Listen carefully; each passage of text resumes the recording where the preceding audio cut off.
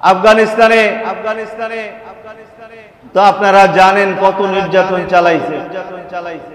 এই নির্যাতনের মুখে মাদ্রাসার কিছু ছাত্ররা এই পরাশক্তির বিরুদ্ধে দাঁড়িয়ে গেল, রাশিয়ার বিরুদ্ধে। তখন এদের হাতে কি আছে? কিচ্ছু নাই। মোল্লা ওমর একটা কওমি মাদ্রাসার মুহতামিম, ওনার সামনে 20-25 জন ছাত্র আছে। এই ছাত্রকে তালেবান বলা হয়। কি বলা হয়? তালেবান। তালেবান এটা আরবি শব্দ, বাংলাতে হইল ছাত্র। আমরা বাংলাতে বলি আর কি ছাত্র, ইংরেজিতে আপনারা কি বলেন? স্টুডেন্ট। আর আরবিতে বলে তালেবান। কি বলে? তালেবান।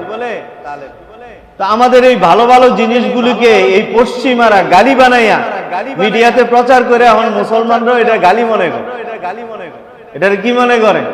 গালি মনে করে। অথচ তালেবান এটা একটা কত সুন্দর শব্দ, আমাদের কোরআন হাদিসের শব্দ। ছাত্র এটারে একটা গালি বানায় না, সন্ত্রাস বানায় ফেলছে।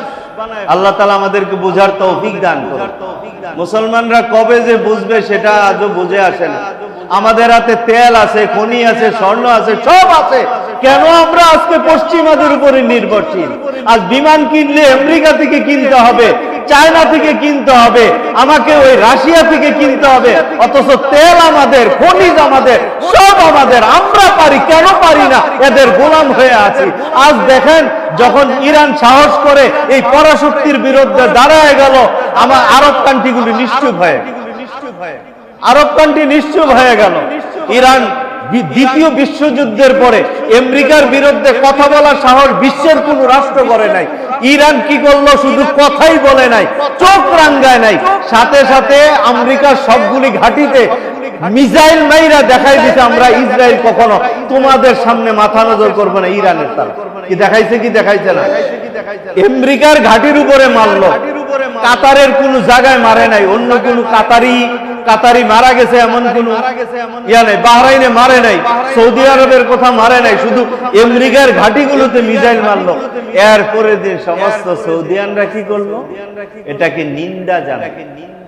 নাউজুবিল্লাহ কই দেন না। এই পাঁচটা গোলামদের কারণে আজকে এই মধ্যপ্রাচ্যটা তাদের গোলাম হয়ে আছে। অথচ সবকিছু আমাদের। আমরা যদি তেল দেওয়া বন্ধ করে দেয়, এদের খানা বন্ধ, এদের চলা বন্ধ, ব্যবসা বাণিজ্য সব বন্ধ, দাদাগিরিও বন্ধ। ঠিক কিনা? ইরান আরেকটা ধমকি দিল কি আমেরিকারে? মানে আসলে দোয়া করতে মন চায় ইরানের। এরা এই বছর যেই সাহস দেখাইছে, সারা ওয়ার্ল্ড, সারা বিশ্ব তাক লেগে গেছে। পরাশক্তি